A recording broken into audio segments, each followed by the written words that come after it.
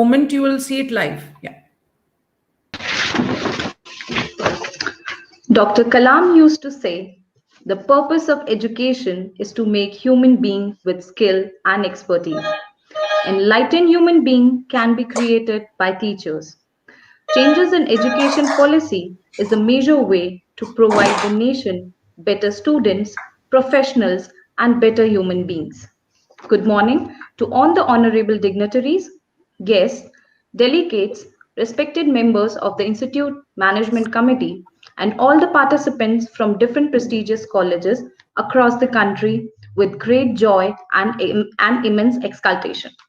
I, Deepika, student teacher of B.Ed batch 1921, Army Institute of Education, Greater Noida, take privilege to welcome you all on this virtual platform for online national seminar on the topic Holistic, Multidisciplinary, Inclusive and Futuristic Education, NEP 2020 in PRAXIS, organized by Army Institute of Education, Greater Noida, affiliated to Guru Gobind Singh Indraprasth University, New Delhi. It is mark of our underlying tradition to invoke the blessing of Almighty at the beginning of an important event. Like the great philosopher said, the function of prayer is not to influence God, but to change the nature of one who prays. With this, I would like to invite you all to be part of this virtual Diya lighting ceremony. Over to you, Manoj sir. कुन्देन्दु तुषारहार धवला या शुभ्र वस्त्रावृता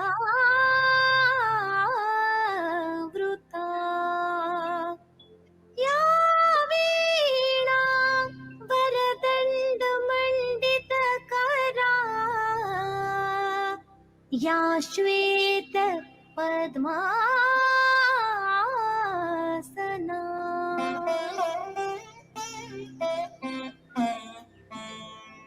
या ब्रह्माच्युत शङ्कर प्रभृतिभिः देवैः सदा वन्दिता सा मां पातु Saraswati Bhagwati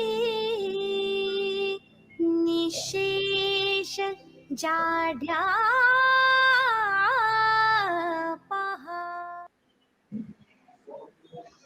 Thank you. We all now feel blessed indeed. Learning is not a one-time event or a periodic luxury. Great leaders in great organizations recognize that the ability to constantly learn, innovate, and improve is vital to their success. With this, I would like to introduce Major General Alok Kakkar, Chief of Staff, Headquarters, Delhi area, and Chairman of Army Institute of Education, Greater Noida.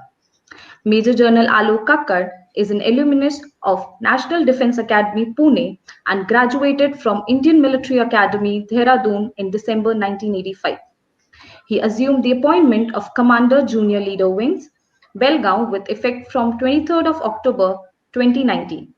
The Journal Officer is a science graduate from JNU, New Delhi, and a postgraduate from Madras University in Defense and Strategic Studies.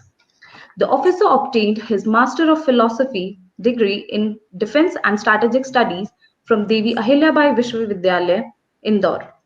He is a second generation officer and was commissioned in 2nd Battalion of 9th Gorkha Rifle in December 1985. The officer has experience of serving in Kargil, Jammu and Kashmir, Northeast India, and Western Theatre. The journal officer held prestigious instructional and staff appointments, prominent of which are Assistant Adjutant at Indian Military Academy, Dehradun, and instructor at ATGM Group of Infantry School, Mau. In addition, the journal officer has tenanted the appointment of Assistant Military Attached at Embassy of India, Kathmandu, Nepal. Also, for his distinguished service, the journal officer has been awarded the Chief of Integrated Defense Staff and Journal Officer Commanding-in-Chief, Army Training Command Commendation Cards. Sir is an avid reader fidelitist, and a keen sportsman. With this, I would like to invite Major General Alok Kakkad to formally welcome the honorable guests and participants with his welcome address. Over to you, sir. Good morning, revered guests, dignitaries, and participants. It's my privilege to be a part of this online national seminar. Such events provide an opportunity for intellectual fraternizing of academic minds. Luminaries from academia, administration, policy making, when they come under one roof, in this case a virtual roof, it provides the ideal platform to ponder over some germane issues, thereby becoming the catalyst for change in education. With considerable optimism, I am pleased to welcome the chief guest of this online national seminar, distinguished academician and educationist, Dr. Shakila T. Shamshu, formerly OST, Department of Higher Education, Ministry of Education, Government of India, on holistic, multidisciplinary, inclusive, and futuristic education, NEP 2020 in Praxis. With a profound knowledge and vast experience in the field of education and policy making, the esteemed chief guest will surely elucidate on the pertinent issues in the field of education. I also extend a very warm welcome to Professor K. Ramachandran, Senior Advisor, Unit of International Cooperation, National Institute of Educational Planning and Administration, New Delhi, who has kindly consented to grace this educational endeavor as keynote speaker. Your views and deliberations on the theme of national seminar will help carve a roadmap for the implementation of NEP 2020 in India. We look forward to your insights on the theme, sir. According to UNESCO, teacher education institutions serve as key change agents in transforming education and society. These institutions train pre or in service teachers, providing them with the knowledge as well as the professional skills they need in order to become effective transmitters of knowledge. In this sense, teachers are professionals of learning and knowledge and owners of making teaching holistic, futuristic, more creative and innovative lives on teachers.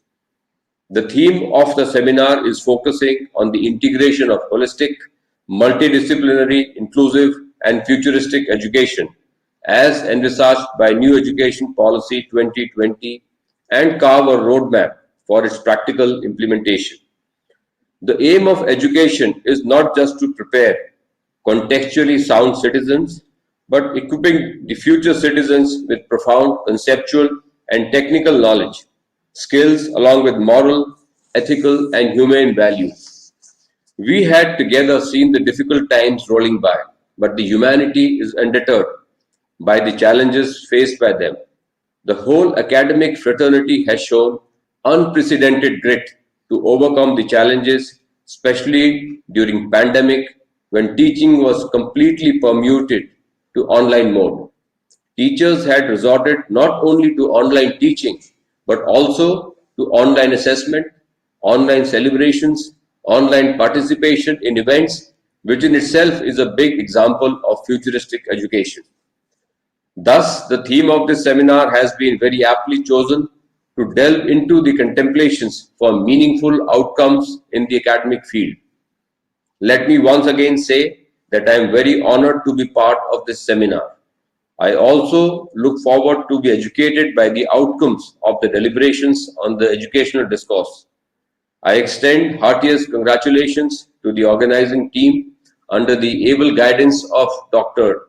Tanya Gupta, Principal, Army Institute of Education, for providing a platform for congregation of luminary academia under one roof. I am sure that the seminar will be a big success.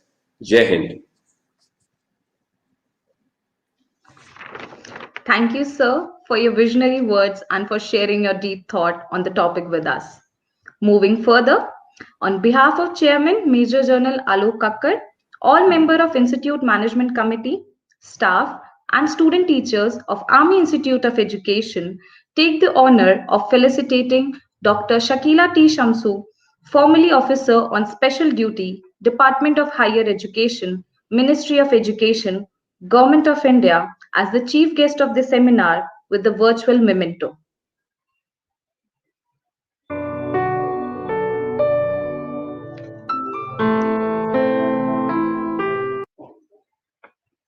It is also an honor for us to felicitate Professor Dr. K. Ramachandran, Senior Advisor, Unit of International Cooperation, National Institute of Educational Planning and Administration, as the keynote speaker of the seminar, with a virtual memento for his gracious presence.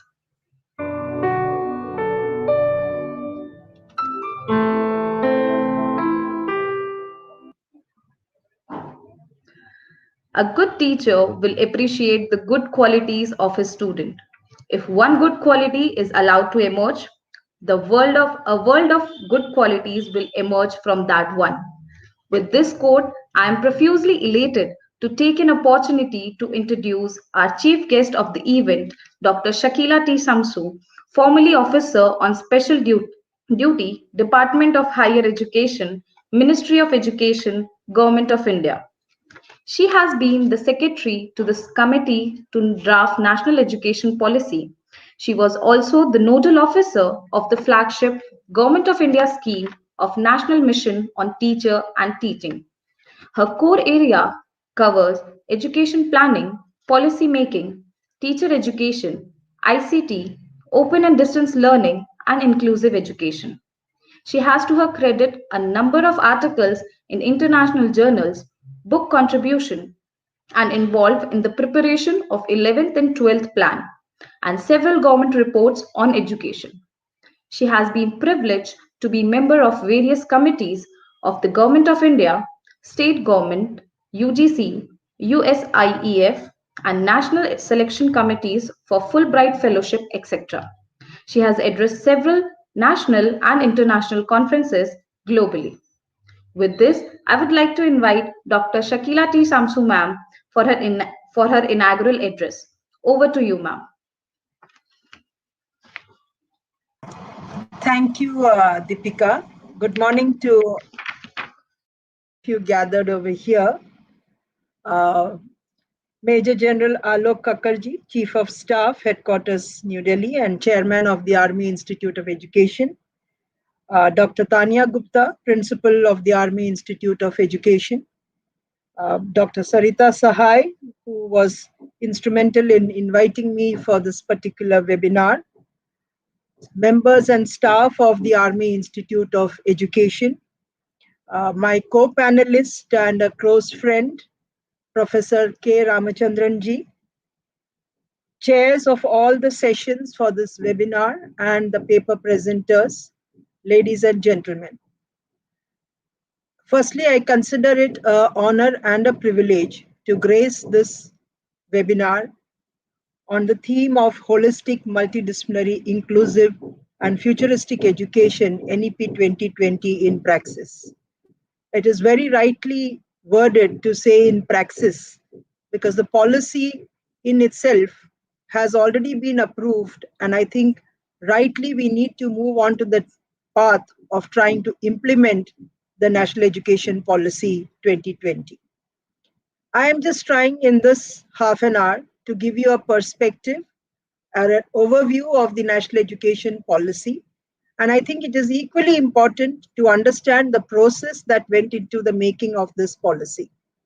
You are all aware, because this is an institute for teacher education, that we've had 3 education policies, this being the third one and the first in the 21st century.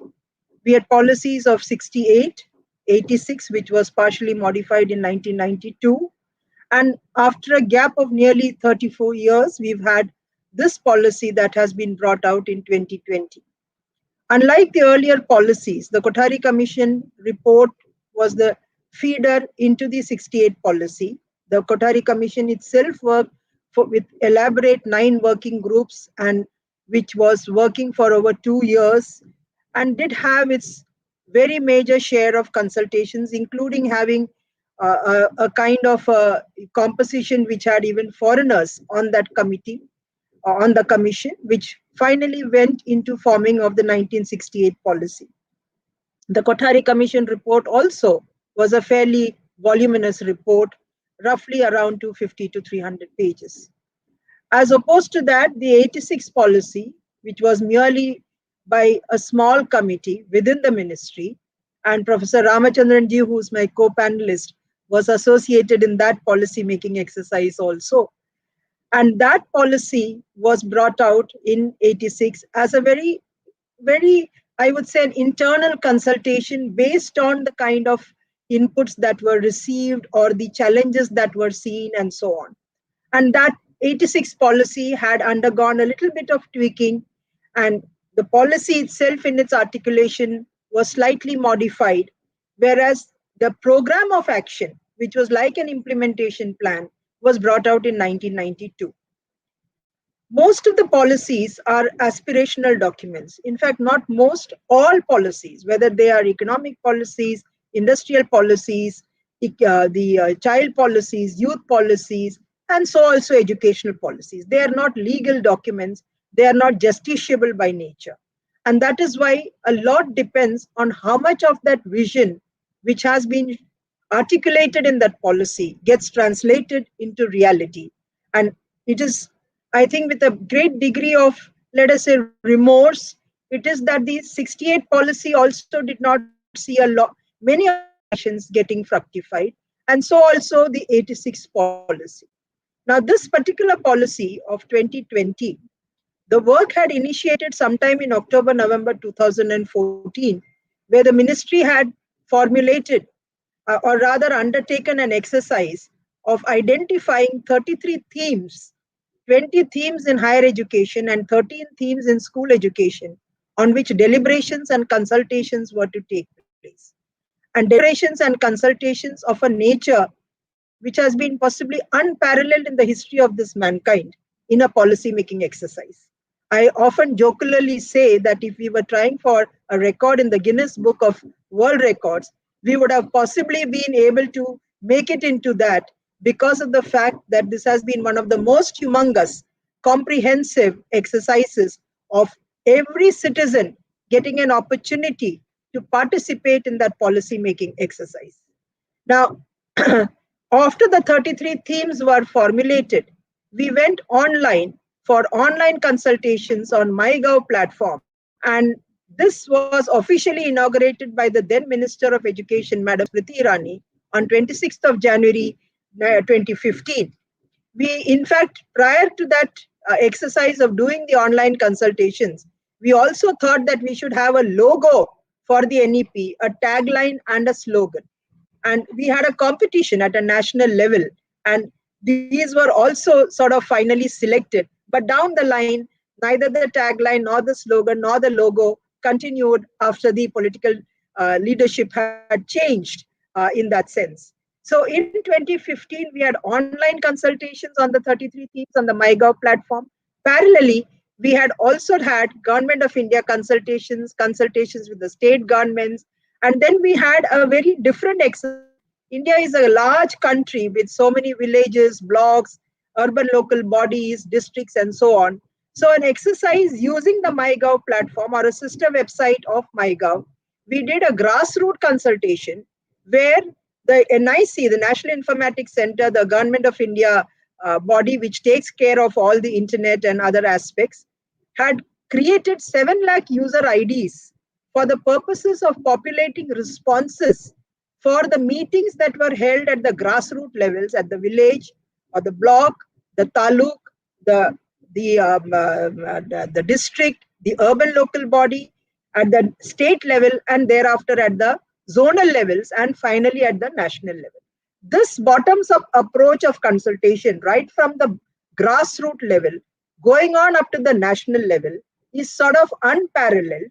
And therefore, I feel with a sense of remorse when people say that are not taking into account consultations with the stakeholders. It really pains us, because we in the ministry at that time had processed huge number of documents, huge number of outcome suggestions that came out of these consultations.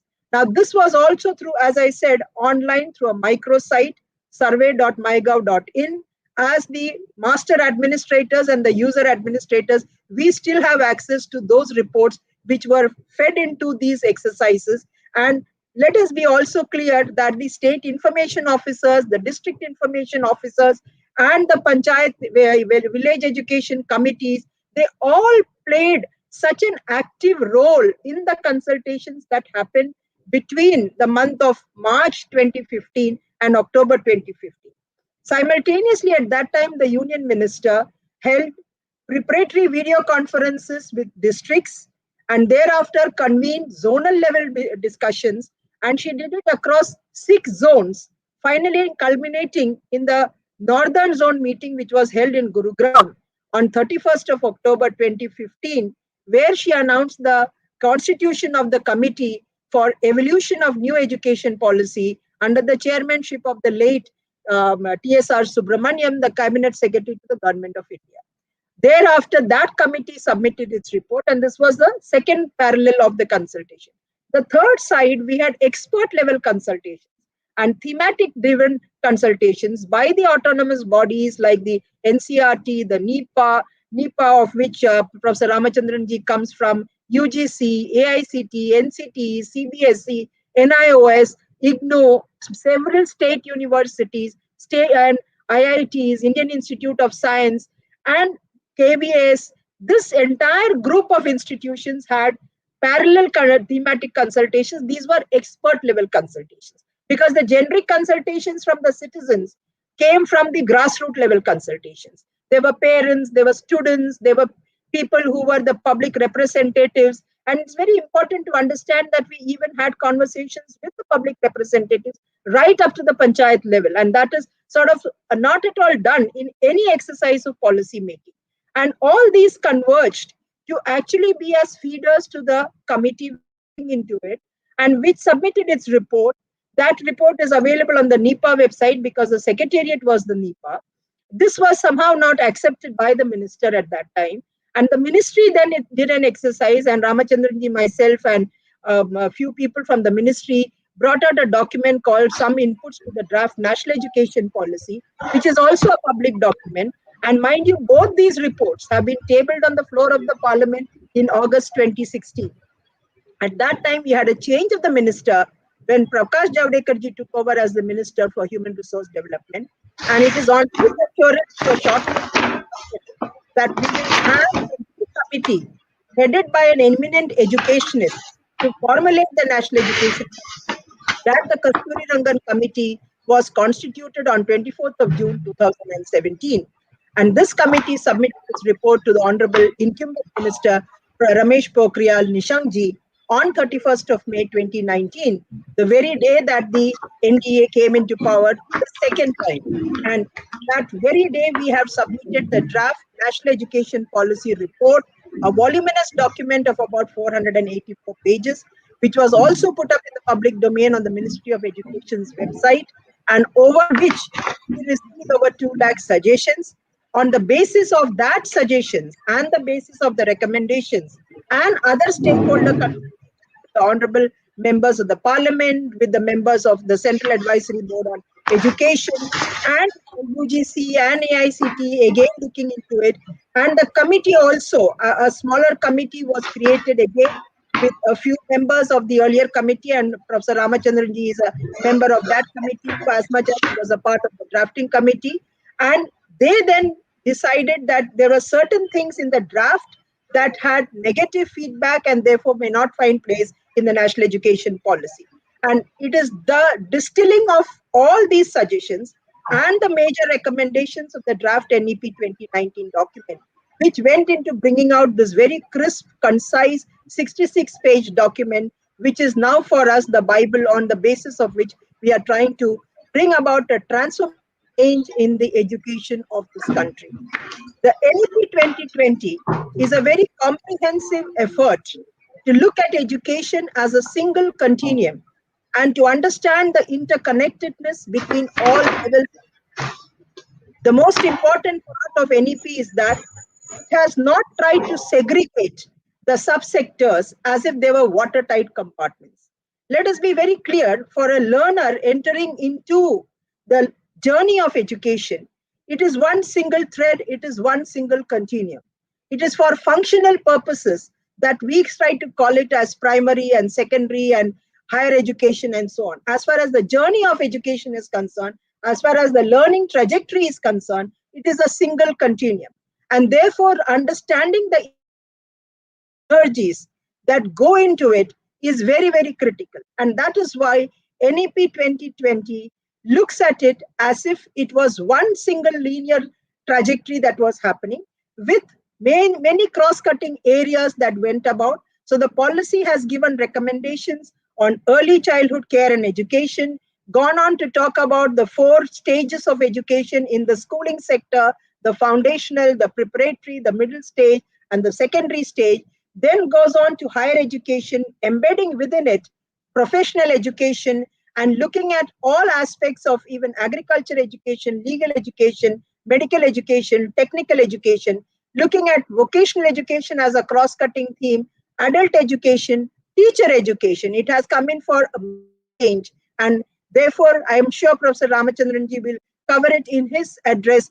The changes that we are looking at teacher education as being one of the main critical areas which is likely to transform the kind of education that is taking place or the teaching learning processes that are taking place.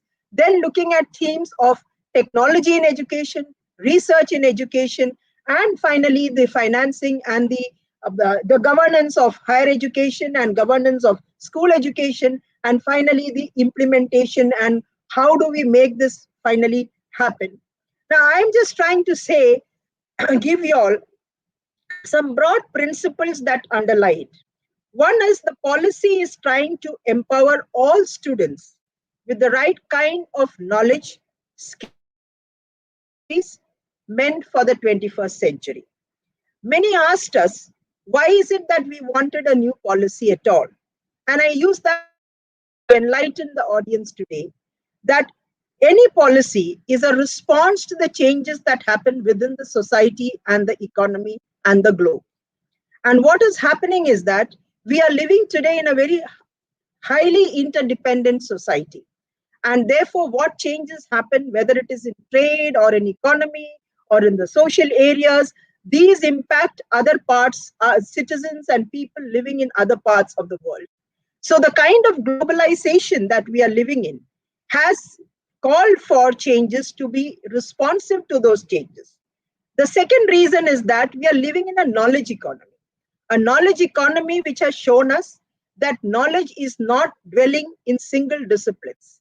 Knowledge is residing across disciplines, and therefore the need for multidisciplinarity, which is what you have rightly put in your title as holistic and multidisciplinary education.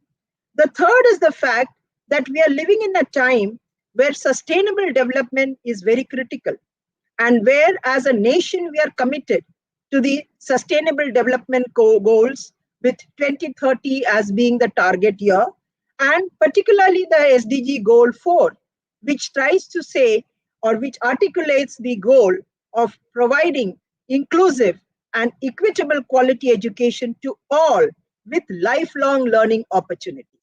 And it is therefore critical that whatever divides are existing within the society, that should not preclude people who belong to the disadvantaged sections from coming into the mainstream of education. And therefore, the SDG goal 4 is another driving goal for us, and that the NEP 2020 is seeking to be responsive to that by making it inclusive by nature. And in the country's national development, why is it that NEP becomes very, very critical as being the policy of the 21st century? The 21st century has seen the advent of information and communication technologies, which in a certain way has been a helper for us in the COVID times and moving on to online education, as the Major General had mentioned. But more importantly, the onset of artificial intelligence, machine learning, big data, robotics have actually had a threat on the kind of jobs that human beings may have to perform, or the kind of jobs that may be coming into the picture. And if our youngsters are not prepared for the kind of challenges that would come because of these kind of changes that are happening, where most of the actions that were being handled by human beings are being taken over by the intelligence of the machines, then we need to bring the bar of our human intelligences and the multiple intelligences that the Almighty has created within us to a different level to be able to combat. Ultimately, the machine should not be the one which rules us. It should be the man which controls the machine, whether it is a spacecraft, whether it's a submarine. And I'm sure the Major General will agree that all these aspects of technology finally should be, the key should be in the hand of the human being. And if that human being has not got the right kind of knowledge, attitude, capabilities, and skills, and we become dependent on that machine in a manner that they start taking over our functions, I think we would be losing out as human beings in this world altogether. And that is basically the reason why we have thought that the NEP 2020 should be a learner-centric policy.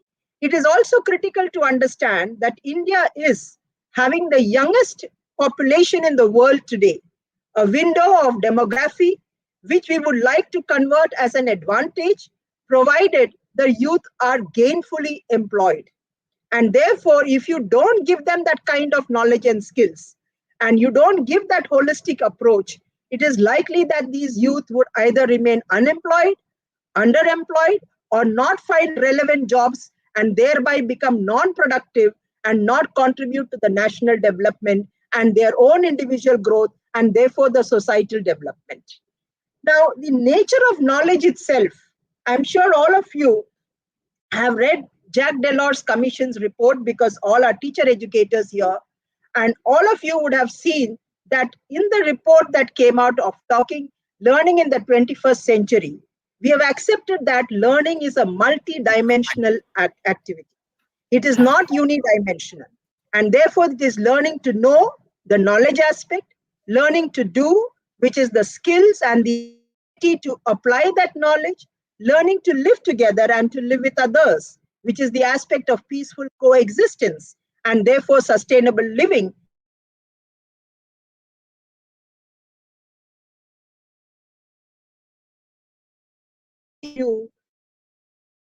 One of NEP 2020, which outlines that there are 5 goals of access, equity, quality, accountability, and affordability. And then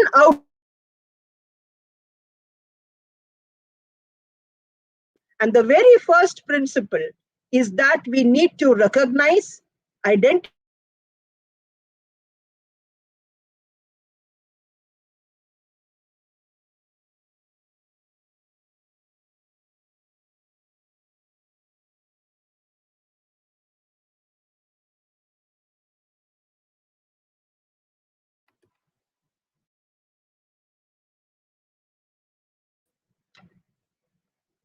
yeah, sorry for that. I think there was a slight glitch.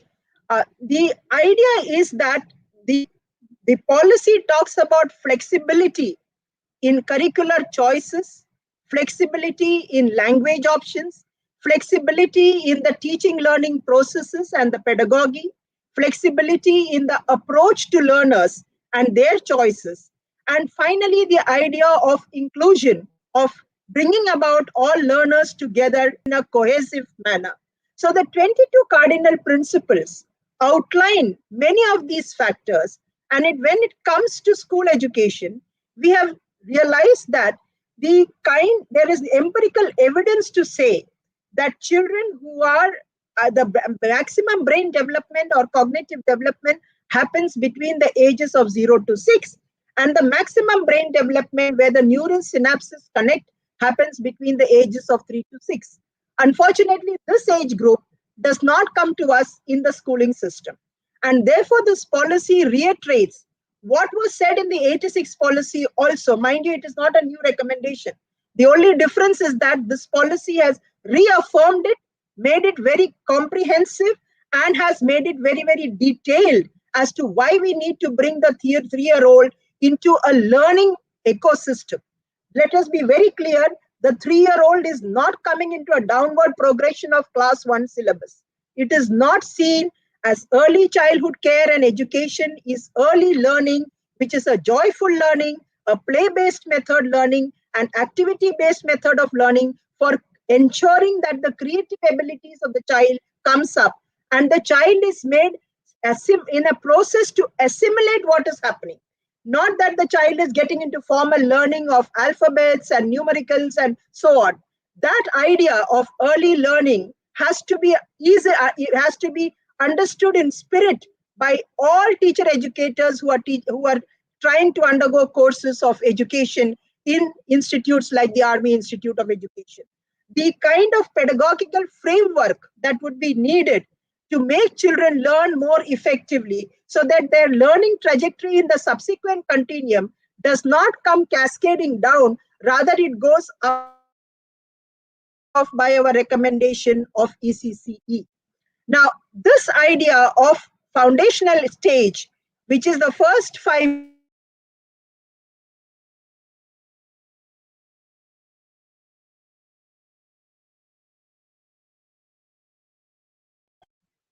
becomes very, very critical in understanding that we will not insist in the middle stage on the hard separations between the arts, science, commerce, vocational and academic, and also between co-curricular, curricular, and extracurricular. This has been continued in higher education through the idea of holistic, multidisciplinary, integrated undergraduate program, which is flexible with a 3-year and 4-year entry and exit option. I'll not elaborate on that much because the keynote speaker will be talking about it at length, but I want you to understand the spirit behind it. The other major recommendation is on promotion of languages and multilingualism. And talking about the 3-language formula or what is it, but our policy has talked about again an empirically backed data that children learn best when they learn in their own mother tongue, and that their cognitive abilities are honed and their cognitive abilities are elevated to such a level that they will be able to understand better and therefore study better. But in that sense, the idea of mother tongue instruction in early years or home language or local language, at the same time, many misunderstood this as saying that we will close down English medium schools. We have nowhere in this policy really been very mandatory about cutting down something, except one recommendation, and that applies directly to institutes like the Army Institute, where we have said that no standalone teacher education institution will exist after 2030. And that is the only recommendation where we have said that even teacher education institutions will move on to become multidisciplinary education. So in language, the multilingualism is talking about early education in mother tongue, but encouraging learning of other languages, which children will do it effortlessly, and promote all languages, both Indian and international languages. Leave it to the decisions and the choices that the parents and the students may like to make. The whole idea is to emphasize that the choice is not, that is, it is not going to be superimposed, but it is going to be decided by the learner. In the case the learner is very young, then by the parent. And therefore, in this country, where English is seen as very, very aspirational, where many parents, where they're first generation learners, would like to see their children going on to English medium schools, the policy does not say that we would stop it or we would not allow it at all. Ultimately, education is a matter in the concurrent list, and mainly the driving implementers of school education are largely the state governments. And therefore, we would leave it to each state government to take a call, depending on the availability of the teachers, what kind of classification they would like to go about in terms of the home language or the local language where multiple languages are being spoken. This is one of the what I would call the most challenging recommendation for implementation, because you would have to really map and take a stock of the availability of teachers. Now, the no hard separations that we have talked about is very critical, because the entire curricular and pedagogical approach needs to change, moving away from rote learning to application-based testing, testing of competencies, looking at the 21st century skills, and therefore trying to create what we call a spirit of inquiry, a kind of ability to translate what is being learned into the world of work. In that sense, we are actually having a policy which will ensure that learners don't really learn as if it is a burden. The NEP 2020 looks at learning and the joy of learning. I would like to really make this as one of the taglines of NEP 2020, where education is a celebration, and therefore we need to make children feel coming to school, coming to a college is a joyful experience. Not that it would continue to remain as a joyful, active, playful method, but that they are actively involved. The active learner engagement that they have would encourage them to see that they are co-creators in that whole exercise of teaching and learning. That kind of an approach is what the NEP 2020 looks at. And I do personally feel that teachers who are the change makers, and every one of you who are going to have papers being presented today, I would like to, like the Major General mentioned, like to know the outcome of this webinar in the papers that are presented. But I would like each one of you to take forward this idea that NEP 2020 does away with the existing rigidities, tries to bring about a spirit of flexibility, keeps the learner at the center, acknowledges the role of the parent, and tries to empower schools and educational institutions and higher educational institutions in trying to bring about transformative changes towards providing better quality of education. But at the same time, it is very critical that teachers also have to be promoted so that their career advancement is sort of ensured. The policy does that. The policy puts in a lot of measures for equity and inclusion as outlined in chapter 6 and 14 of this document. And the policy also talks in terms of teacher accountability and a lot of changes to bring about a greater relationship between what is happening in the classroom to actually seeing what are the learning outcomes and the learning competencies. Overall, as I said, the policy aims at empowering students, teachers, educational institutions, recognizes the role of the private sector, and tries to create a robust education system which is responsive to the challenges and changes happening in this current century. I'm sure as teachers and teacher educators, you all will carry forward this message and look at yourself inward and say, who is going to implement is not someone else, but each one of us. Let us just try to contribute our little bit and our little might, and this policy can become a reality. Thank you very much for this opportunity. Thank you, ma'am, for sharing your profound knowledge. You very nicely focused on the effective implementation of NEP 2020. You gave overview about the NEP 2020, stressing with the history of education policy. You explained how these policies are formulated and implemented in a very comprehensive manner. You stressed upon the implementation of elementary education in India and stressed upon the flexibility that is required at every stage of our education system.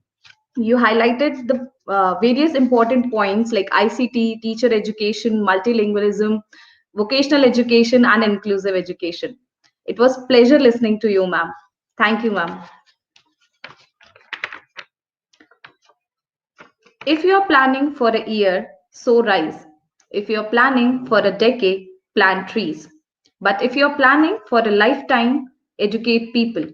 With this quote, let me acknowledge the presence of our eminent guest, Professor Dr. K. Ramachandran sir, for gracing the session as the keynote speaker of the seminar.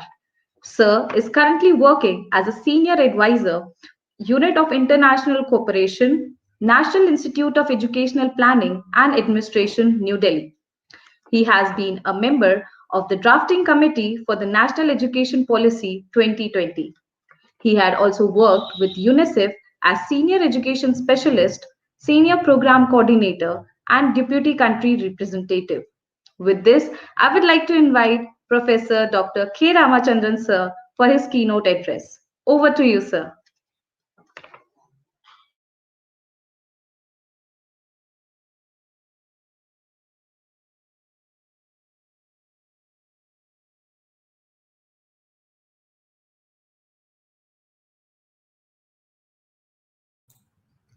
Major General Alokakar, Chairperson of the Army Institute of Education, my colleague Dr. Shakila Shamshu, and Dr. Tanya Gupta, Principal, Army Institute of Education. There are 3-4 terms used in the title: holistic development, flexibility, inclusion, and futuristic education. When we were drafting the policy, we used to ask a question: what kind of learners should be produced by the policy? I used to give a case discussed in a organizational psychology. That case was like this. In the United States of America, a machine went out of order. The CEO of the company invited more than 20 engineers to find out what went wrong and how it can be made functional. They couldn't do it. Then an ordinary mechanic came and he asked the CEO, "May I have a look at this machine?" He had a 5 minutes look at the machine and then he asked, "May I have a hammer?" He was given a hammer, and with the hammer, he hit the machine 3 times at 3 different places. The machine started functioning. He went back and sent a bill for about $1,000. The company CEO asked, "For hitting 3 times, you charged $1,000. He said, "Sir, for hitting 3 times, I have charged only $30, $10 per hitting. But to find out where to hit, I charged $970. That means he was a person who could solve a real life problem and make the machine functional. In the current education system, when we discussed the policy, we used to say that we produce a large number of graduates, both from school and university, who can hit, but don't know where to hit. As a result, they are not found to be employable. The employability skills they tend to lack. One of the objectives of this policy is to create a future learner who can not only hit, but find out where to hit. It means with the diagnostic ability, with ability to solve a complex problem, with ability to solve a real life problem. The 2 guiding principles of the policy are expressed in 2 sentences. The first sentence is something like that recognizing, identifying, and fostering the unique capabilities of all students to promote their holistic development. the term holistic development. I'll come back later. What does this sentence mean? It means respect individual difference in a classroom, in a school, in an institute, and so on. Second, honor student diversity. I am using the word honoring and not addressing, not managing, because diversity is an asset, not a liability. So honoring student diversity. And third, we must respect, therefore, the local context in curriculum and pedagogy, and also in policy. The second term used in the policy is the title here. Second word, flexibility. Flexibility for what?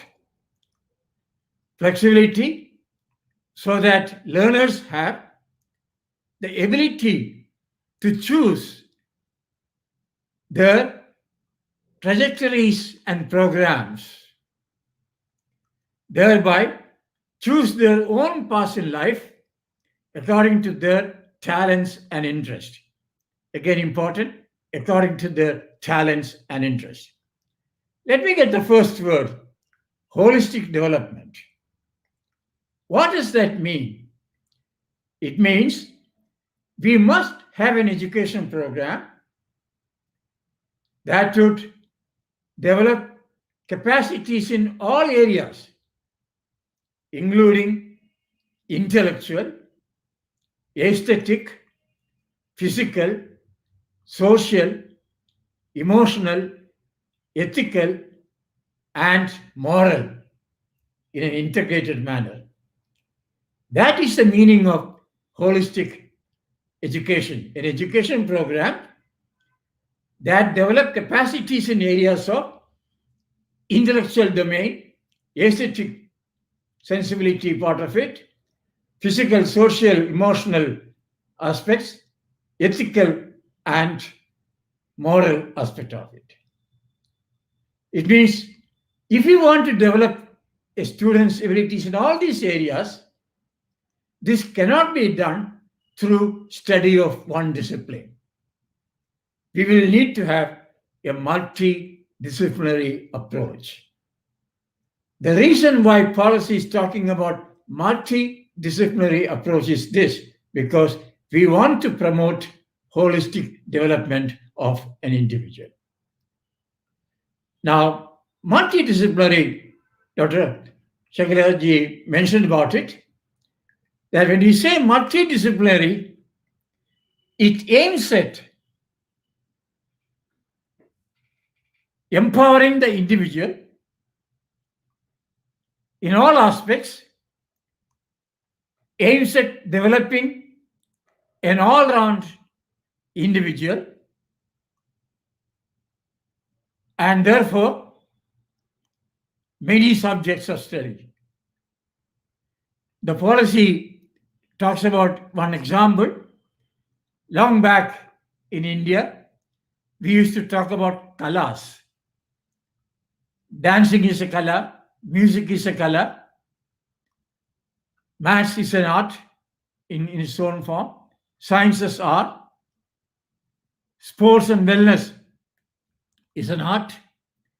One who mastered 64 kalas was considered to be a holistic personality.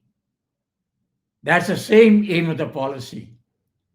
Can we enable students to master kalas in different domains, intellectual, aesthetic, physical, social, emotional, ethical, moral? And therefore, it necessitates multidisciplinarity across the arts, sciences, humanities, social sciences, technical education, vocational education, in all aspects. And therefore, multidisciplinary. Gradually, especially the secondary level, all schools move towards a multidisciplinary education because we want holistic development of a child. The undergraduate program also moved towards a multidisciplinary education. And that is the importance, that is the future. So the futuristic education is designed to ensure holistic development through multidisciplinary education. This is one. Second, what would the futuristic education do? We must attempt to meet the learning needs of different kinds of learners, diverse groups of learners, and respond to the changing learner characteristics. You and I, in future, will deal with the students who are born and raised in technology-rich environment. They will use technologies which have not invented so far. We don't know what will happen to the mobile phone after 5 years. What technologies would get into the system in 5 years? And many of our students who are now in the system may enter jobs which don't exist now. 10 years ago, who thought we will have driverless metro, driverless car, and so on? And then learners who are tethered to the internet. Learners who want to learn what they want, not what you and I want to provide. Learners who will possess learning how to learn ability. So how do we teach these students? And that's why the role of a teacher will now change. Not just a transmitter of knowledge, but a content generator, a content designer, a person who can promote and train a future learner. In that context, the teacher education now becomes a second order phenomenon, where the first order phenomenon would be the school education or the collegiate or university education. And therefore, the quality of teacher education would depend upon how we respond to the changing learner characteristics. How do we prepare our students to the future of work? As Shakila ji rightly mentioned, how do we prepare students to meet the demands of Industry 4.0? That is the fourth industrial revolution, characterized by artificial intelligence, robotics, drones, big machine learning, and so on. So the futuristic education, therefore, would be aimed at meeting the learning needs of these kinds of learners, and therefore needs great changes in the role of teachers. I think this is the futuristic aspect of that. There is one more word used, inclusive education. Now, to me, inclusion means honoring student diversity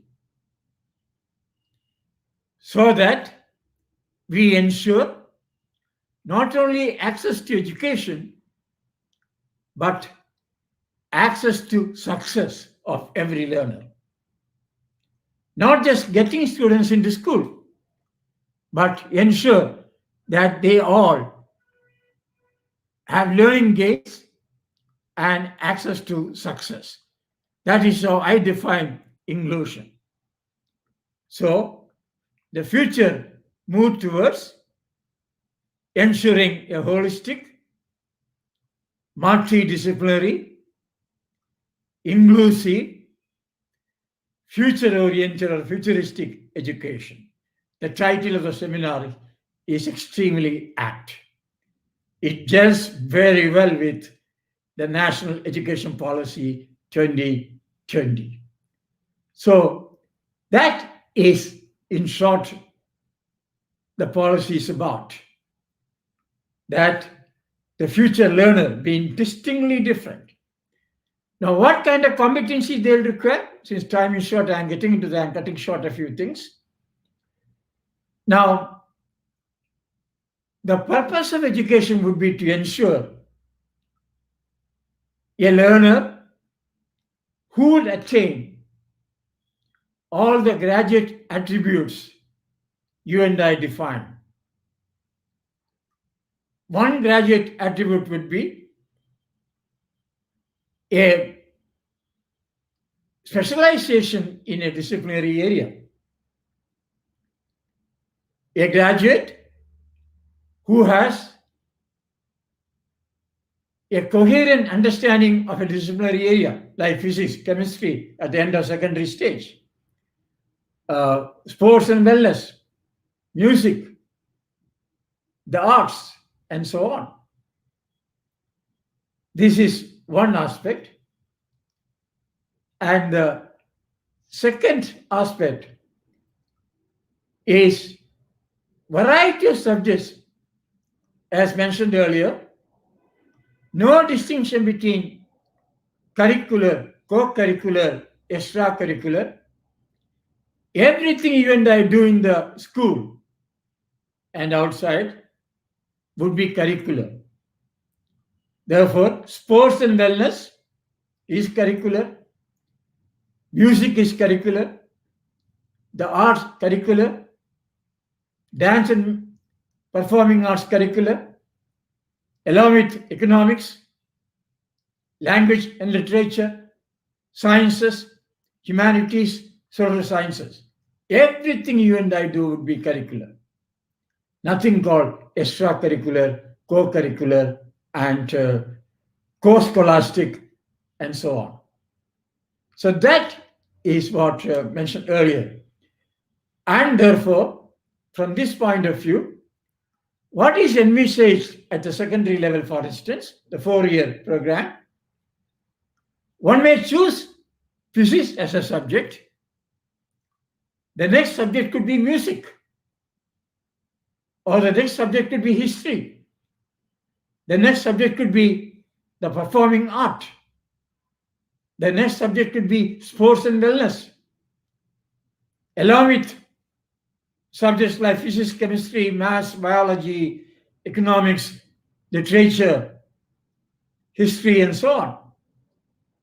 That means in the choice of subjects, tremendous amount of flexibility at the secondary level onwards. Secondary level, I mean 4 years, without distinguishing between secondary and higher secondary. Then they can also opt for what we call a vocational program.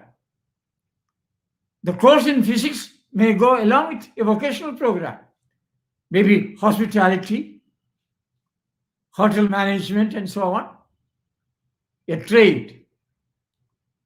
So the policy talks about this, and by 2030, we hope 50% of students in the country or institutions will opt for a vocational program to be skilled in a vocation or a trade, and so on. So this is the flexibility we are talking about it.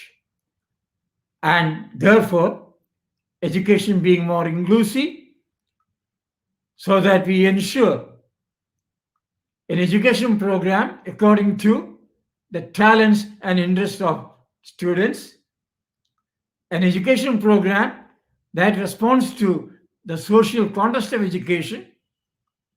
Many students may be first generation learners. How do we respond to their needs?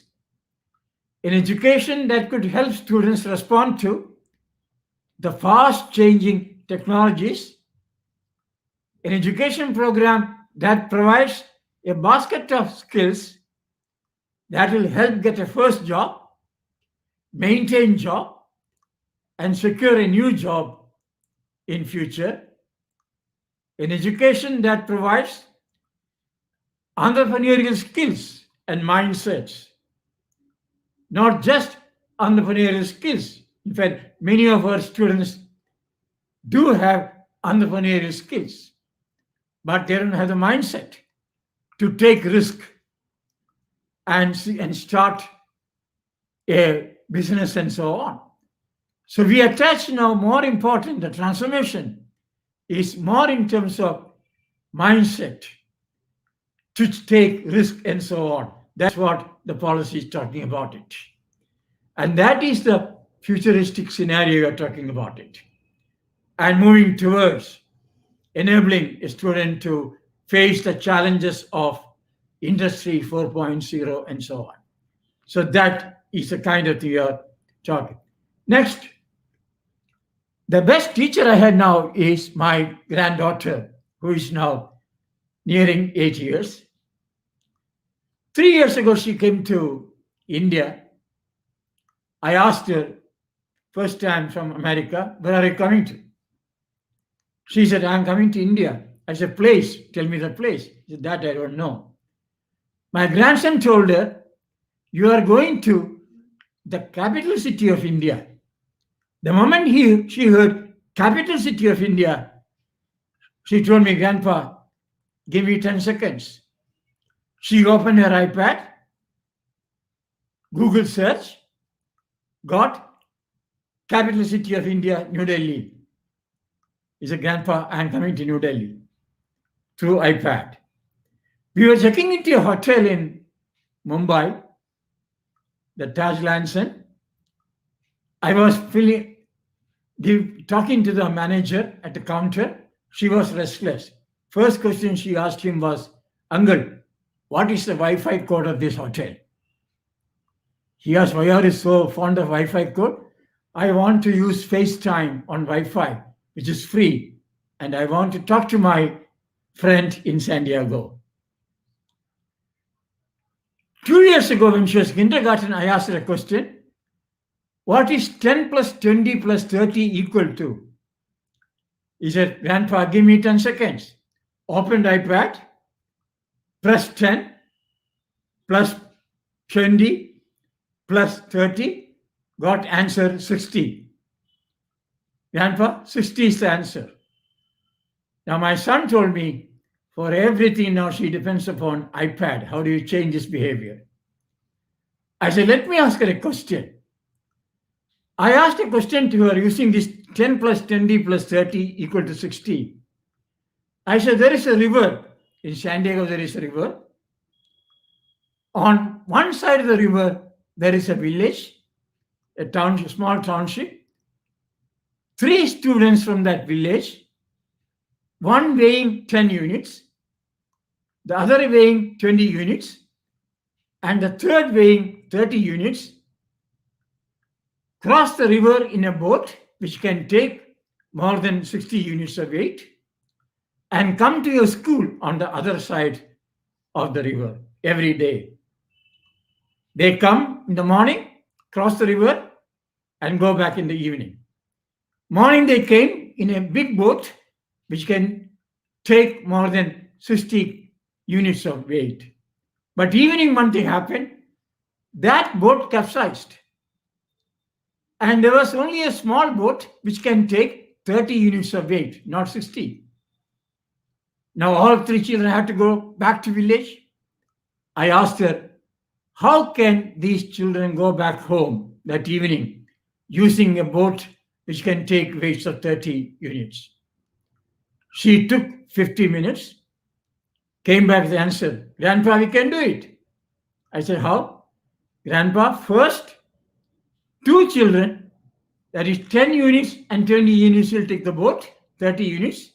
The boat can take that much, cross the river and go to other bank. So one trip. Then one of them will remain. She said the 10 will remain, the 20 will come back.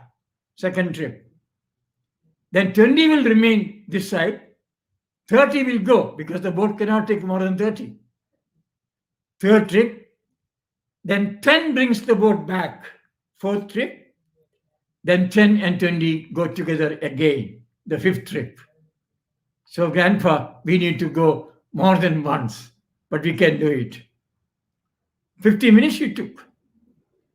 After 1 week, I asked a question again.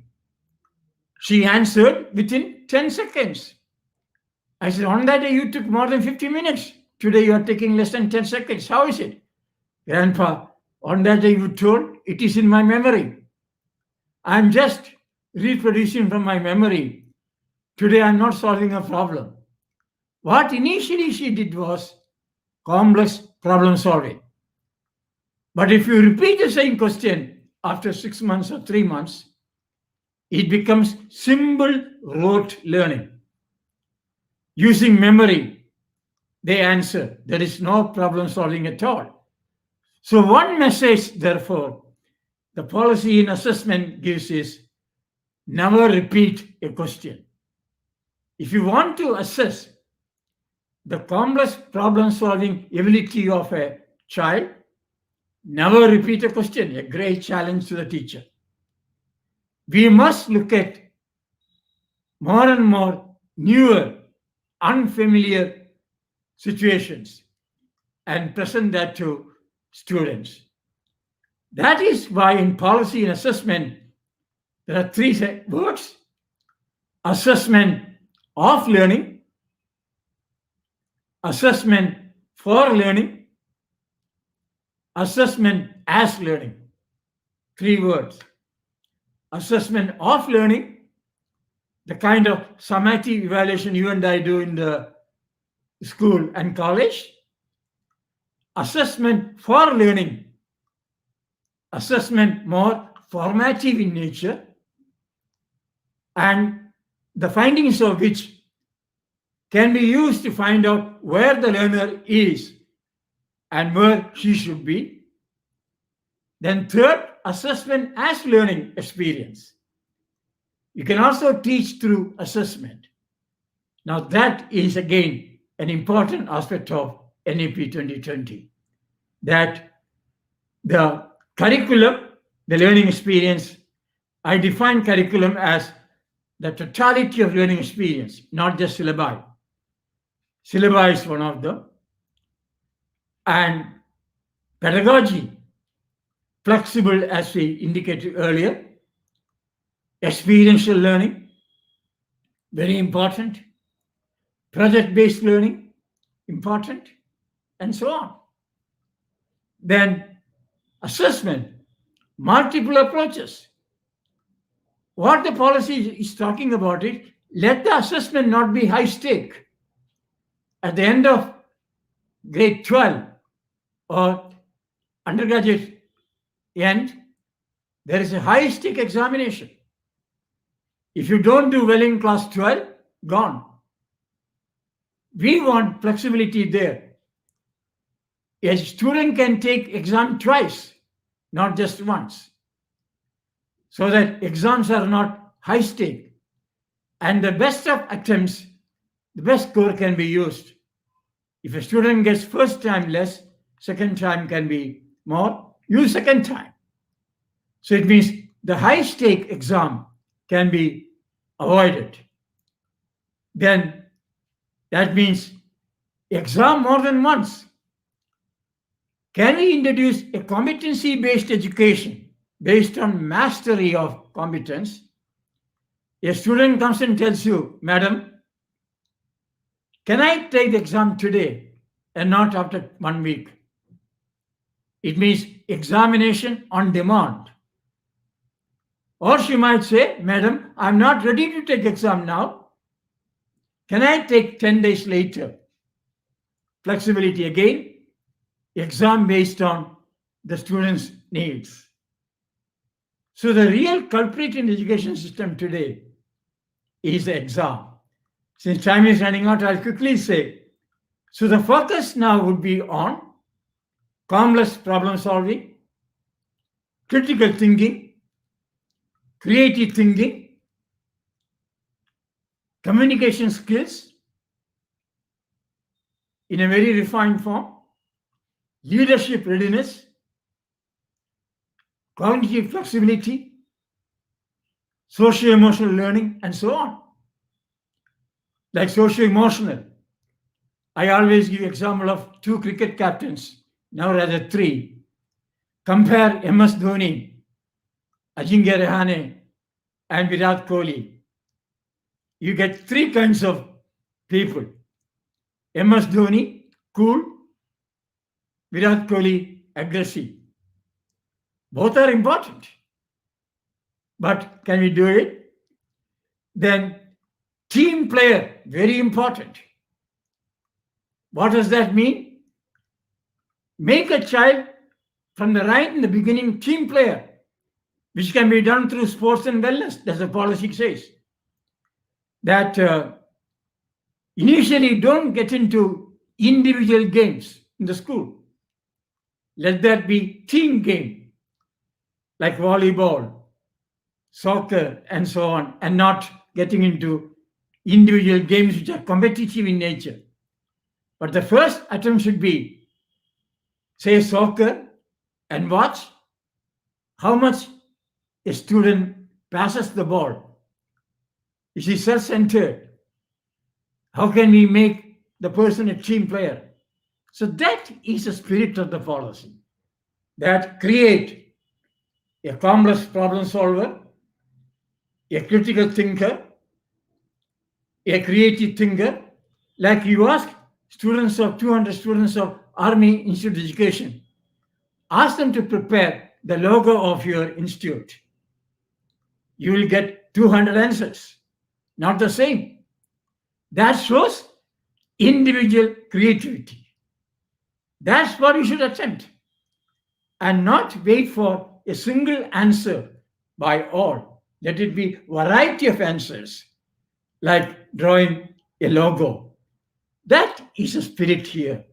When you say, according to talents and interests, address the uniqueness of each learner, and therefore teacher education ought to be changed.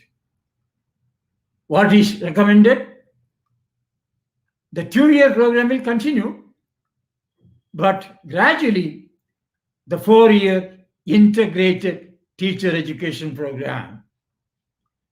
I am proud to say that I belong to the first batch of 4-year integrated teacher education program offered by the then Regional College of Education, Mysore, from 1965 to 69. And I quite often say, whatever I became later in my life, that course had a great stamp on it. I had a multidisciplinary education. Even though I was a science education student, I had 3 hours of woodwork every week, 3 hours of lathe mechanical work every week, 3 hours of electricity every week. And I had economics, I had history of science and technology, variety of subjects which promoted multidisciplinarity. That's what we are aiming at through the 4-year integrated teacher education program. So AIE, first, as I was talking to Dr. Tanya Gupta, first attempt to make it multidisciplinary. Can we introduce undergrad program in economics, undergrad program in language and literature, then move on to a 4-year program which will prepare students to teach economics, students to teach the language and literature, and so on. Then students who can teach foundational stage, age 3 to 8 children. Students who will teach preparatory stage, grade 4, 5, and 3, 4, and 5. Single teacher teaching all subjects. Then middle stage, 6, 7, 8 grades. Subject orientation comes in. And grade 9, 10, 11, 12, 4-year secondary education. So changes in your teacher education program. I'm not telling you may do it tomorrow, next year. Make it multidisciplinary initially and gradually move on to 4-year integrated multidisciplinary teacher education program. And maybe the AI, you will make a plan. Maybe next 5 years, we would like to do that. And that is the spirit of this particular thing. I'm looking at my time. It is about 11:15. Should I stop at this stage or because I want some interaction from the participants? I think Dr. Shamshu and I am here. So I think we'll be delighted to, even though Inaugural address is not put to questions, but Dr. Shakila ji may not mind to taking a few questions. I would like to seek your advice, Dr. Gupta. Shall I stop at this stage and then get some questions? Sure, sir. We can have. There are a lot of questions, sir, on board, sir. Yes, I think then let us try to be a little more interactive because Yes. Time is less. Therefore, I don't want to go further. Yes. I only give a gist of the policy thrust. Thank you, sir. Get the question now, then. Yes, Deepika. Thank you, sir, for sharing your insightful knowledge. You started with 3 beautiful words that are used in the title: holistic development, flexibility, and futuristic development. You talked about employment and current scenario of it. You addressed the flexibility in the education, as now flexibility is the choice of learner as per their interest. You also stressed upon the competency and the capability and the capacity in each aspect of learner to bring out the holistic development, and thus supporting integrated and multidisciplinary learning approach. You also encouraged the use of ICT, that is the need of today's scenario. You supported the concept of combining curricular, co-curricular, and extracurricular activities and elimination of these distinct terms in use of including these into common exams. So with this, sir, we are very delighted, and it was full of passion and valuable information. Thank you so much, sir. Thank you. I think that probably the most important thing about the education is that it taught us to be question even those things that we thought we knew. Rightly said by Thabo Mccabe. With this, the session is now open for question answer round. You all are requested to kindly post your questions in the chat box. As we already have few questions. So the first question is from Durgesh Goswami. And she's asking, why does it happen that till now the vocational education is just for the sake of name in the curriculum? Thank you for asking this question. I was part of the 1977 framework for vocationalization of higher secondary education. Then the target was 50% of students will be there. But the mistake we committed was we created 2 streams, vocational and academic. We termed vocational for those who don't want to pursue academic or who are not capable of pursuing academic. That killed the vocational education program. Now what we are talking is vocational course, an integral part of school and undergraduate education. Vocational immersion at a very early stage, grade 6. I'm using the word immersion to begin with. Like I watch my grandchildren again, I find even during online education time, they are taken to virtually to a hospital to show children the vocation of doctor, vocation of a nurse, what they do, and what would they want to become. They are taken to a court of law to find out what advocates do, lawyers do, what judges do. They get a feel of that. They are taken to a factory to find out what engineers do, what mechanics do, and so on. They are taken to an agriculture farm to see how agriculture part is produced and so on. This is vocational immersion. Therefore, at a very early stage, at the middle stage, can children be taken to learn pottery in the local context, potter, woodwork, the carpenter, electrician, electric orientation. Give this orientation right at a very early stage.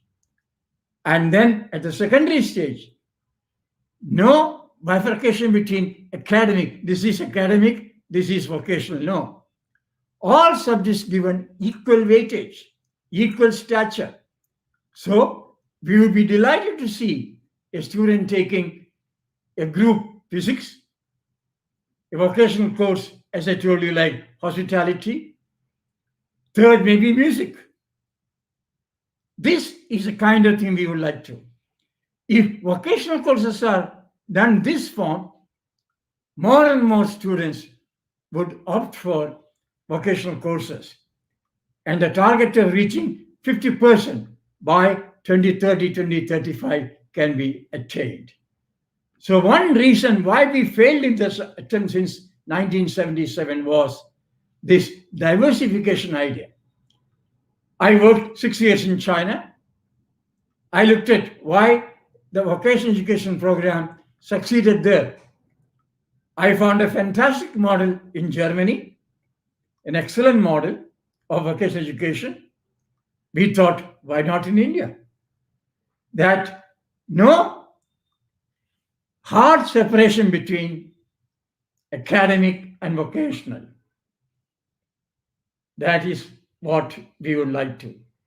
And with this, I'm an encouraging optimist. We hope by 2035, we should be able to reach 50% students opting for a vocational course, a skill-based program. They come out with a vocational skill. So that is why it did not happen earlier. Now equal stature for both, but the mindset is important. Before the COVID lockdown, I was in the Ambedkar University, Delhi, in their vocational center, program center in Karambura campus. It was academic council meeting. The lunch was served by the students of the hospitality course. One of the best lunches ever I had. Fantastic lunch. Second year students. When I came out, they came to me and said, "Sir, can you help us in getting a good job in a 5-star hotel?" So I said, "Why do you want a job in a 5-star hotel? You prepare such wonderful dishes. Why not start a restaurant by yourself?" I said, "I'll be a permanent customer." They said, "Sir, is it not risky?" It means they had entrepreneurial skills, excellent chefs, but no mindset. So I told Professor Jana, let us create the mindset of this. They worked on it. Today, they have started an excellent restaurant. That is the symbol of entrepreneurship. Like entrepreneurship doesn't mean student placement at the end of the course. Like Tata Institute of Social Science Mumbai has a course on social entrepreneurship. When they join, the condition is you will not be under placement, campus placement. You will be given a bank loan, start your own business. We need to be opening what you call not business as usual, something different. If you do that, the vocational courses and the so-called academic courses will get the same stature. And therefore, every student we create would have employability skills. Thank you for asking this question. I think it is very important. Thank you, sir. Ma'am, the next question is by Garima Joshi, and she's asking why the most schools aren't following the schooling model of Sholai School, Kodai Kanal, and where are we lagging behind in this case? Which school in Kodaikanal? Ma'am, Sholai School, What is that? the model school of Sholai School. No, I could get that question at all. I mean, I'm not familiar with that, but I can only tell you that schools need to actually, as far as NEP 2020 is concerned, let's not create models that are existing. I mean, there may be different models that may be there. Some would say what is done by the Krishnamurti Foundation is good. Someone would say the Kaivalya Foundation is good. You know, there are different models that are available, and India, as Professor Ramachandran ji said, there is something that we call as diversity of learning models and multiple approaches that are available. But you need to have certain core aspects that need to go that need to be understood for the perspective of NEP in terms of transforming the way we look at teaching learning. It's a way we try to say that the learner is allowed to actually participate in the curricular transaction in a very active manner within the classroom setting. Now, how you do that in terms of project-based learning, in terms of actually giving them activities, at the same time not curbing their spirit of questioning. You see, what happens is, I still remember that we have all, at least I have come out from a convent educated system where for a very long time, I think we are used to not opening our mouth when the teacher talks at all. I mean, we are not allowed to ask a question at all. That kills the creativity in the student itself, because what the child is curious to know has to be asked at that point of time. The child may not retain it when after the class is over, then you go and meet the teacher and then you ask that query to the teacher. During the class itself, if every student is given that opportunity to ask questions and therefore, make them feel that they are with the teacher in that learning exercise, there will be a better outcome of that learning exercise itself. Now, NEP 2020 talks about the curriculum and the learning experience being engaging, enjoyable, at the same time contributing to better learning outcomes. And it has therefore charted out new pedagogical approaches that teachers need to employ in a classroom situation or off the classroom situation, where there is greater learner engagement and where there is a contextualization of that education. I still remember in one of the conferences that we had of this kind, or a webinar that we had, one student also who was there says that why do we in history learn about Mesopotamia first? Now, the child has to learn about the Mesopotamian civilization because that's a world civilization that the child should know. But first teach them something that is local. Make them understand what is local. Therefore, you contextualize it.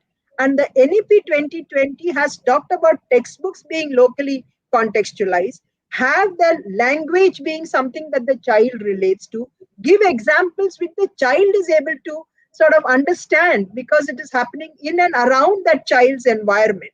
And it is therefore, I am not too familiar with the Kodaikanal model, what has been asked by the participant, and I'm sorry to say that I'm not familiar with that. But as I only try to understand the spirit, that there are multiple ways in which you can approach teaching learning. Let's not stick to one structured manner. And as teacher educators, what is most important is your mindset, that you may have learned a certain science or art of teaching while undergoing your pre-service teacher education program. But when you actually transpose yourself into school complex, into a classroom, you will find that that is not the ideal situation that you can deploy that kind of teaching learning methodology. What you need to be as a teacher, most importantly, is the ability to adapt to that diversity or that change that you are witnessing in your classroom.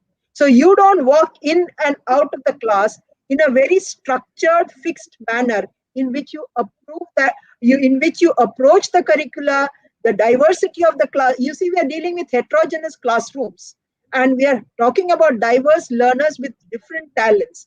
This is what the NEP 2020 is urging the teachers to look at, and therefore let us not fix certain models. Moment you fix certain models, you will not be able to experiment and you will not be able to innovate. And teachers must be the first drivers of innovation. And I'm sorry to say, as a teacher myself, we are the ones who resist the change the maximum, because there is a comfort zone in which we have learned our things, and therefore to do something innovative, you got to unlearn something, learn something new. And I think we as teachers have an important role in making our students also keeping to change by having this kind of approach to keep on innovating. Thank you. If you permit me, I'll just compliment what she explained. Use the word diversity, key. Why many students don't do, whenever I get time, I go to a block in Haryana, Mewat. Before the COVID, just a month before I was there, I went and sat last bench of grade 4. The teacher was teaching subtraction, 4-digit subtraction. Sitting there 20 minutes, I thought I must find out how much students have followed this. I went and wrote on the blackboard, it was a green board, 82 minus 47. And there are 49 students in the classroom. 18 of them got it correctly. Others got it wrongly. Those who got the 18 correctly, I asked, how did you do it? They said, sir, from 2 we can't subtract 7, 82, So I borrow 1. Didn't say borrow 10. And then when you borrow 1, it becomes 12. 12 minus 7 is 5. And then 7 minus 4 is 3. 35 is answer. Then a girl got up and said, sir, my social studies teacher says borrowing is a very bad habit. But my maths teacher says you borrow in mathematics. I got what I wanted. I said, you are not borrowing, you are doing something different. And 82 is equal to 8 10s and 2 1s. 47 is equal to 4 10s and 7 1s. What you are doing is the 82 is regrouped from 8 10s and 2 1s into 7 10s and 12 1s. No borrowing. So 12 1s minus 7 1s, you get 5 1s. 7 10s minus 4, you get 3 10s.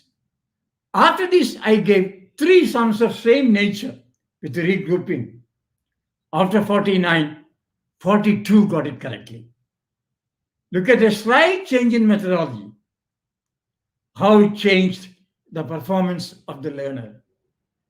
That is the adaptability you're talking about it. I made a lot of mistakes in my life as a teacher. I'll quickly give an example. When I joined NCERT in 1975, I was a trained script writer for films. I was asked to write a script for malaria eradication. As a script writer, I thought I must take close-up of a mosquito and show it big so that I can explain how does a mosquito sit, what kind of mosquito carries germs and so on. And the question was, what steps would you take to prevent malaria? I took this to Delhi Public School, Noida Road, and the school is Sarojini Nagar, a government school, worked very well. I took the same program to Sambalpur, Odisha, show this program to students, ask the same question, what steps would you take to prevent malaria? The answer was very simple for them. Sir, we will never get malaria. No need to take any precaution. I said, why? Sir, we have only very small mosquitoes. You know, I took the close-up. They thought these big mosquitoes carry malaria and not the small mosquitoes in their environment. Why? I made a mistake. I should have focused on a small mosquito and gradually zoomed in. That small becomes big. And then after explaining, I should have zoomed out the big to the small. I did that, went back to the same group in Sambalpur and later on in Raipur, worked very well. This is what we call honoring student diversity. So, non-routine jobs, not scripted work for a teacher, non-routine. And that's why both of us said honoring student diversity. Don't follow a single model. Variety of models, that's why I indicated earlier, respect for local context in curriculum, pedagogy, and policy and so on, including assessment. So we have freedom to do that, but we are not using it. Everyone doesn't have to use NCF, National Curriculum Framework, but context-wise local. For a fisherman group, it is different. For a tribal area, it is different, and so on. That is how we honor student diversity. Thank you for asking this question. Go Thank ahead. you, sir. If there is time, some more question. Thank you, sir and ma'am, for making this session interactive and sharing your great knowledge with us. Education is the passport to the future. For future belongs to those who prepare for it today. Education is the most powerful weapon we can use to change the world. With this, we have came to the end of this inaugural session. Now, I would like to invite our diligent leader, Dr. Tanya Gupta ma'am, Principal, Army Institute of Education, Greater Noida, for her concluding remarks and vote of thanks. Over to you, ma'am. Thank you, Deepika. Good afternoon, revered guests, dignitaries to the national seminar, and dear participants. It is a privilege for us at the Army Institute of Education, Greater Noida, under the aegis of the Army Welfare Education Society and the affiliation of Guru Gobind Singh Indraprasth University, Delhi. We are proud that we have been able to host this one-day online national seminar on the 4th of March, 2021, on the theme Holistic, Multidisciplinary, Inclusive, and Futuristic Education, NEP 2020 in Praxis. A national policy on education was first promulgated in the year 1968 in response to the recommendations of the Kothari Commission 1964-66 and has been renewed twice since in 1986 and the revised POA 1992 to lay down the principles governing the education system. The Kasturi Rangan Committee, which was constituted on the 24th of June 2017 and submitted its education policy draft in 2019. Armed with multiple sweeping changes, the National Education Policy 2020 aims to revamp the educational framework by shifting the focus from rote learning to making education more holistic and promising equitable access of quality education to all. Knowledge and education, we know, are the key factors. They are indispensable factors to the full and effective participation of the youth in the process of social, economic, and political development. Education is central to the development and to the improvement of the lives of the young people globally, and as such has been identified as a priority area internationally and even in our national goals. This online one-day national seminar is an endeavor to bring together luminary educationists, distinguished academicians, and scholars to throw light on transforming the face of Indian education system through the National Education Policy 2020. I place on record my sincere gratitude to our Honorable Chief Guest, Dr. Mrs. Shakila T. Shamshu, formerly OSD, Department of Higher Education, Ministry of Education, Government of India. Madam, your illuminating and enlightening words will definitely act as a guiding force to all the delegates of the national seminar. The key takeaways in your words are well appreciated and are being done at the Army Institute of Education, and I assure you that we will take it forward for further implementation, making the tagline, as you said, of the NEP of making education a joyful learning with active learner engagement. A policy is a response to the aspirations of the society, and these impact changes in the global perspective. As you said, sustainable development is the key to global development. Taking on the Jack Delors report to the UNESCO in 1996, entitled Learning the Treasure Within. We'll take it forward and we will be into the process of creating such teachers who act as change agents to promote peaceful coexistence and sustainable living based on the 5 goals that you mentioned of the NEP 2020, that is access, equity, quality, accountability, and affordability. And we will endeavor as teachers to translate the NEP vision into praxis on its key characteristics of no separation between curricular and co-curricular aspects, promotion of multilingualism and multidisciplinary education to be made available with multi-entry and exit options to all.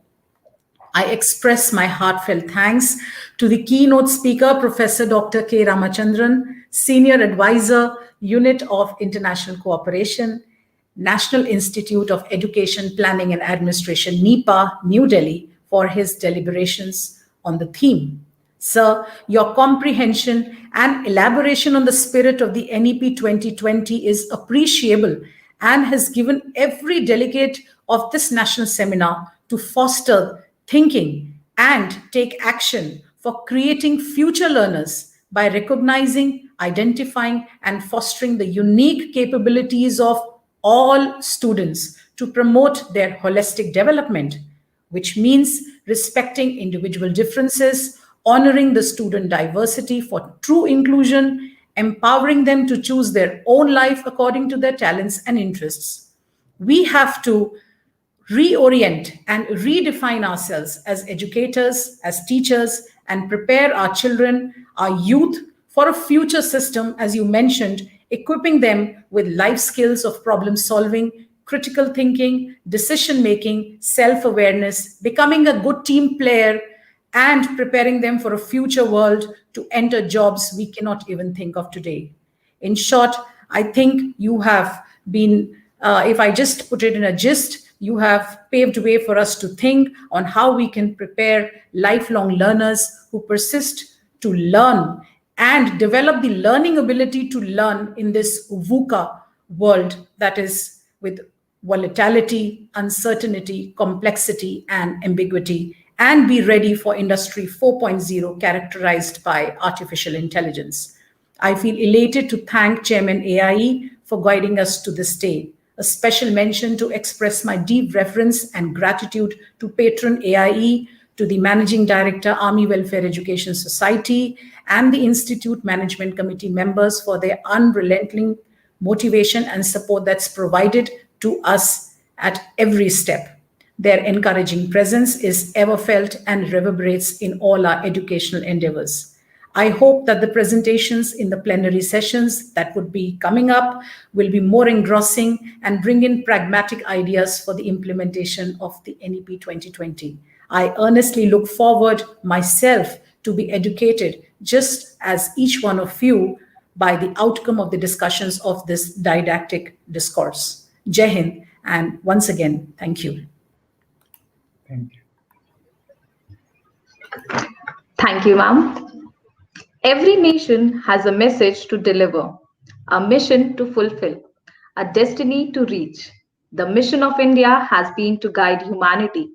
With this, I humbly request you all to please rise for the national anthem. Over to you, Manoj sir.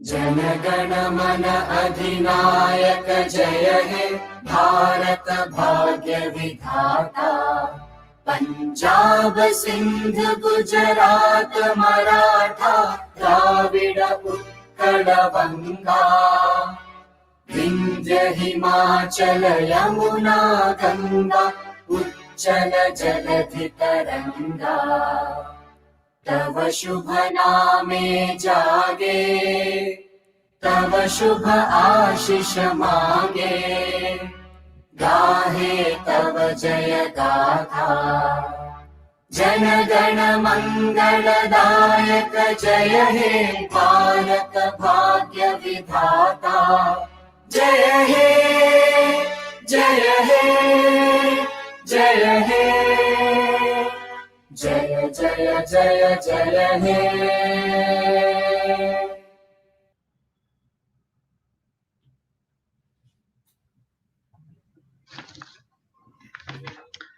Thank you everyone for joining us in inaugural session. Now we will continue with parallel plenary sessions. All the paper presenters can join their respective sessions and all the participants can join any of the session through the provided links. Thank you everyone. Jai Hind.